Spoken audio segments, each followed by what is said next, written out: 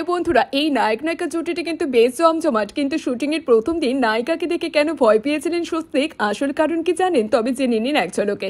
Star জলসার অত্যন্ত superhit mega ধারাবাহিক হলো গীতা এলএলবি। প্রথম থেকে এই ধারাবাহিকটি জলসা পর্দায় কামাল করে দেখিয়েছে।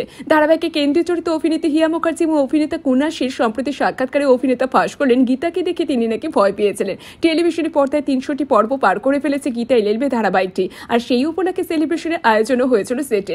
কেক কেটে মিষ্টিমুখ করলেন সকলের। আসছেন অনেক অনেক চমক, আভাসী ইঙ্গিতে বললেন হিয়া এবং কুনাল। টিআরপি লিস্টে ভালোভাবে ফলাফল করেছে এই ধারাবাহিকটি। দর্শক মহলে প্রিয় হয়ে উঠেছে তুখোর দুধে উকিল গীতা। আর এই ধারাবাহিকে কিন্তু হাত ধরে প্রথম টেলিপর্দে পা রেখেছেন অভিনেতা কুনাল শীল। এর আগেও তিনি মডেলিং জগতে পারদর্শিতা দেখিয়েছেন। কিন্তু অভিনেত্রী হিয়া মুখার্জি এর আগেও একটি ধারাবাহিকে অভিনয় করেছেন। দ্বিতীয় ধারাবাহিক হিসেবে গীতা এলএলবি করে কিন্তু আরও নাম খ্যাতি অর্জন করেছেন। এইভাবেই প্রথম থেকে টেলিভিশন পর্দায় গীতা স্বস্তিকের জুটিটি ভীষণভাবে দর্শকদের পছন্দ ছিল, কারণ দুজনের বিয়ে হওয়া আর এখন তো জমেছে রসায়নটি। দর্শকের প্রশ্ন, বাস্তব জীবনে কতটা গভীর বন্ধুত্ব রয়েছে তাদের? প্রথম আলাপ কিভাবেই বা হলো?